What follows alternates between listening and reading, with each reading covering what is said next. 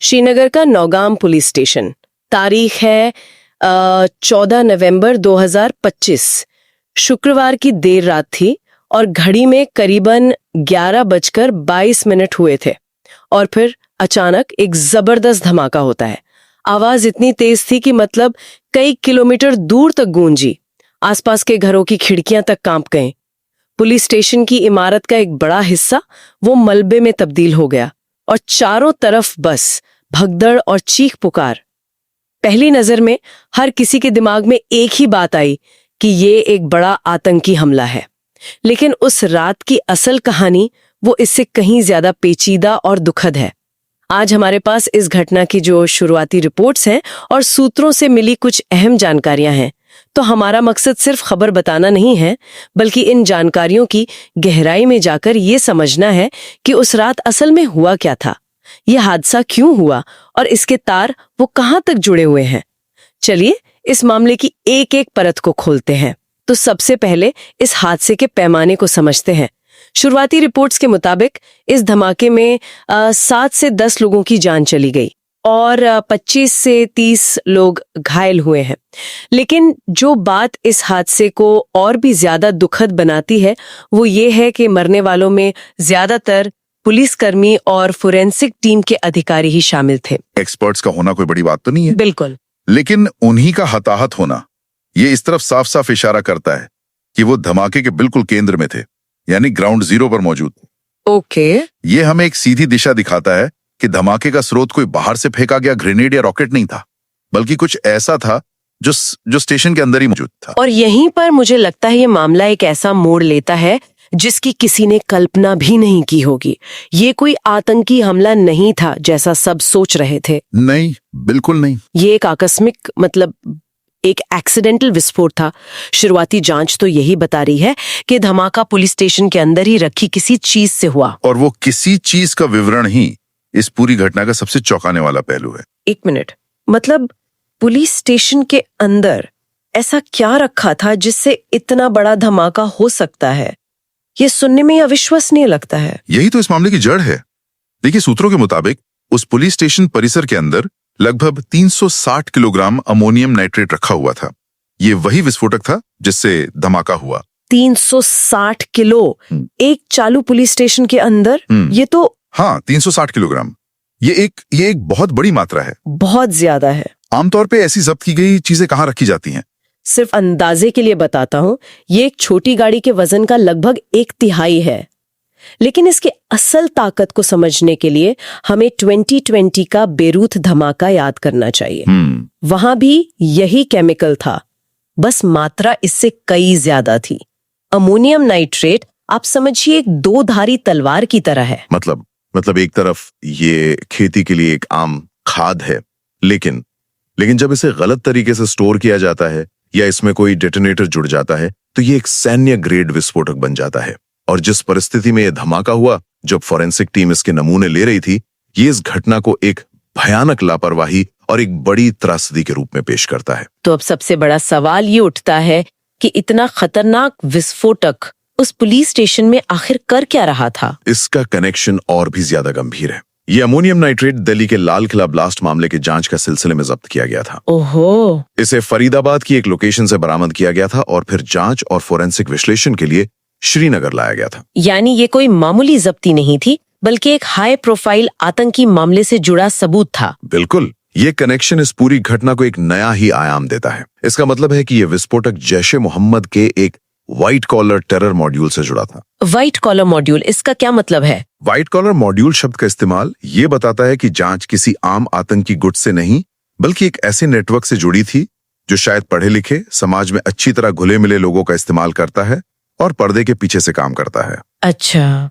तब देखिए किस्मत का खेल, जिस चीज को एक बड़ी आतंकी साजिश के सबूत के तौर पर जब्त किया गया, वही चीज एक दूसरे भयानक हादसे का कारण बन गई। और इसी वजह से ये मामला इतना पेचीदा हो जाता है।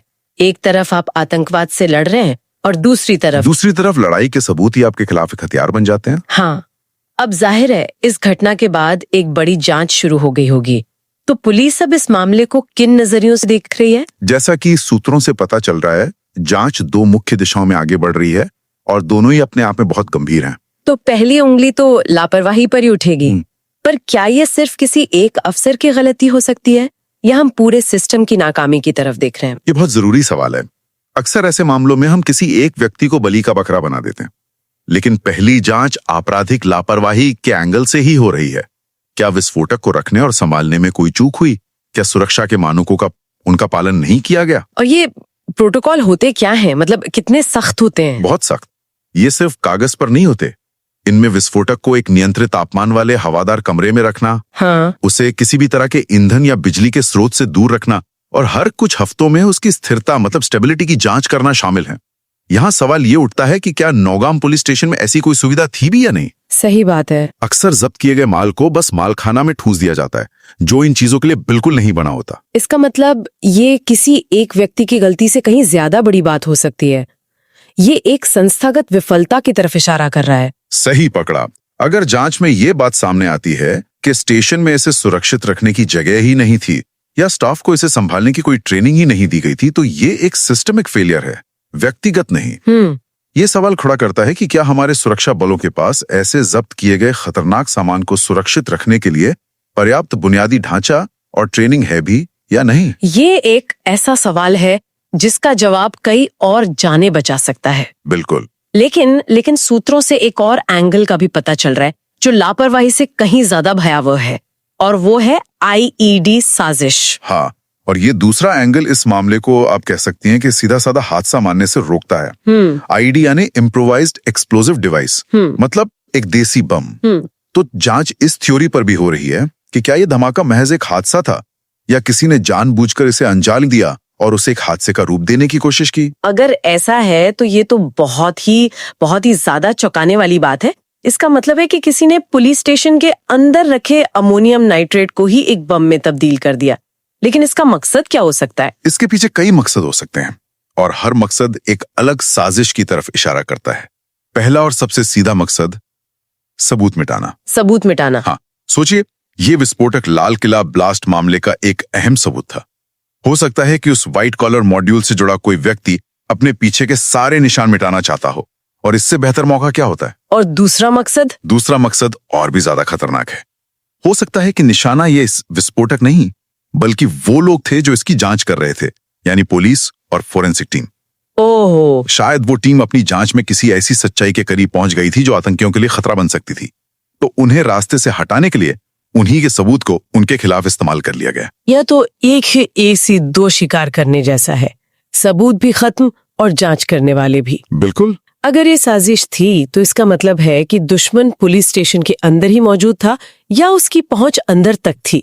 ये तो जांच को और भी मुश्किल बना देता है। बहुत ज्यादा।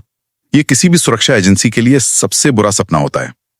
अगर हम बड़ी तस्वीर देखें तो एक तरफ मानवीय भूल की एक दुखद कहानी है, जहां सिस्टम की नाकामी और शायद किसी की लापरवाही ने कई जानें ले ली, और दूसरी तरफ एक सोची समझी साजिश की भयावह आशंका है, जिसमें देश के दुश्मनों ने सुरक्षा व्यवस्था के दिल में ही हमला कर दिया है। जांचकर्ताओं को इन दोनों रास्तों पर बहुत सावधानी से हर सबूत को तौलना होगा। तो कुल मिलाकर श्रीनगर के नौगाम पुलिस स्टेशन की ये घटना सिर्फ एक धमाका नहीं है, ये एक बहुस्तरीय त्रासदी है ना? बिल्कुल। एक जबरदस्त धमाका हुआ जिसमें पुलिस और फोरेंसिक विशेषज्ञ मारे गए। इसका कारण बना वही विस्फोटक जिसे एक बड़ी आतंकी साजिश को नाकाम करने के लिए जब्त किया गया था। और अब जांच की सुई लापरवाही और एक गहरी साजिश के बीच ऐसे झूल रही है। यहाँ जो बात सबसे ज्यादा सोचने पर मजबूर करती है वो है जोखिम का बदलता हुआ स्वरूप।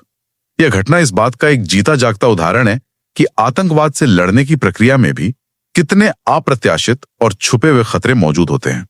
अच्छा, कोई और उदाहरण है ऐसा? हाँ, मुझे एक पुराना मामला याद आता है जहां जब्त किए गए हथियारों के जखीरे से ही एक और अपराध को अंजाम दिया गया था। ये एक दुष्चक्र जैसा है। खतरा सिर्फ सीमा पार से या किसी आतंकी हमले के रूप में ही नहीं आता, बल्कि कभी कभी वो सबूतों के ढेर में ही शांत पड़ा होता है, बस सही परिस्थितियों का इंतजार कर रहा होता है। यह एक तरह से दिखाता है कि लड़ाई का मैदान कितना जटिल हो गया है। जो चीज न्याय दिलाने का जरिया है वही मौत का कारण बन जाती है। ऐसा लगता है जैसे अब लड़ाई का मैदान पुलिस स्टेशन का मालखाना या फोरेंसिक लैब बन गया है।